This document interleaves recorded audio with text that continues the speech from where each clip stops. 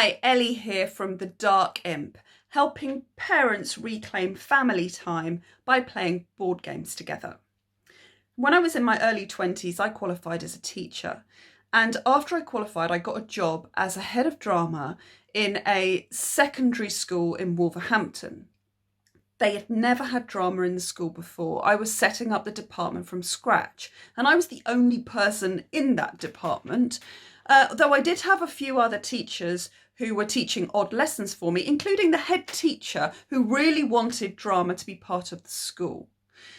So I was setting everything up from scratch and writing all the schemes of work, all the lesson plans, creating a new space to teach drama in, all of that as a newly qualified teacher.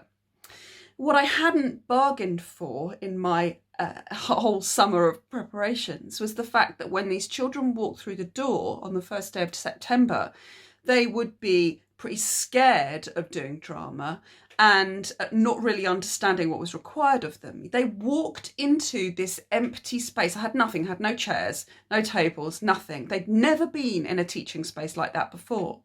They walked into this space and immediately put up barriers saying, oh, what?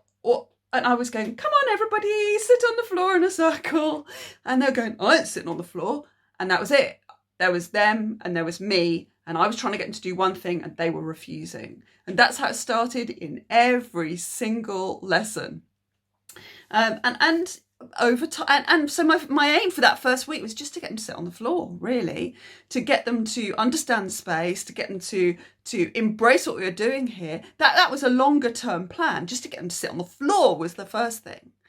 And it was scary for me, scary for them, and it was difficult. And I was learning as I was going. My training hadn't really prepared me for this.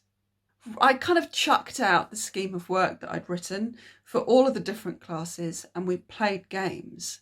And that's how I hooked them in. We just played games. They walked in the door, we'd play games. I'd be talking to them about a game before they'd even put their bags down. I'd be giving them things that they could do in the game, giving them tasks for the game before they'd even walked in the door. I'd say hello, but there was no I did the register at a different time. Once they were all in, and all engaged, then I'd take the register.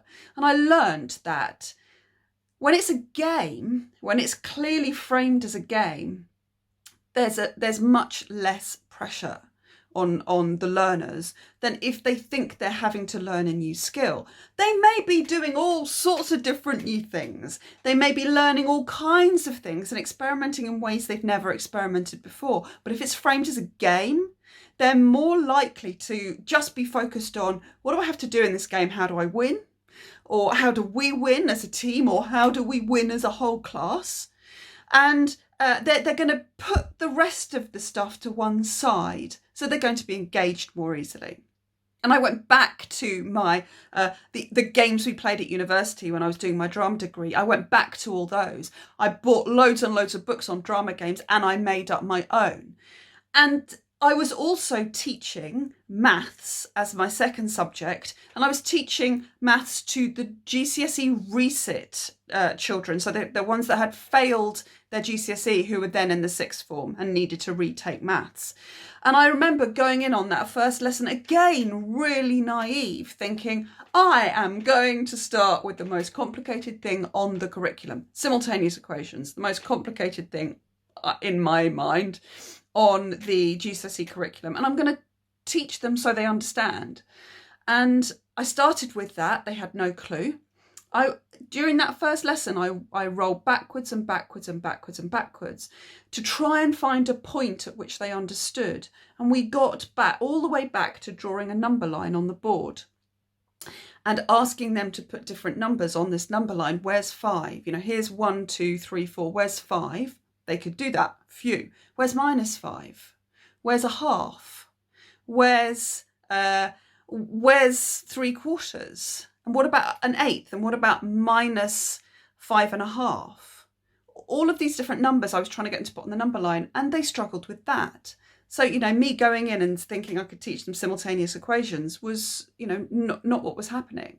So I went right back to these first principles, and for the rest of the term taught them through games, all number games, maths games, things that would engage them and not get them thinking about the learning they were having to do. And they came up, but in leaps and bounds. But crucially, their attitude to that learning changed. They started to be interested. The pressure was relieved. They knew when they were going to walk in the room, they were going to have fun.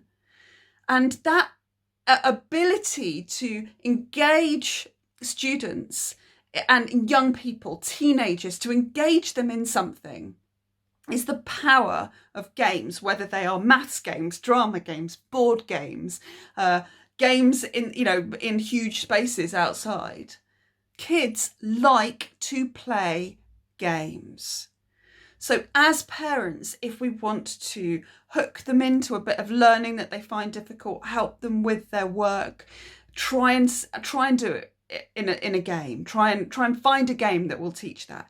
If we want them to just spend time with us, hook them into a game. Anything, doesn't have to be educational, any kind of game. And these things spark conversation, they develop relationships, and it's a huge part of why I'm doing what I'm doing.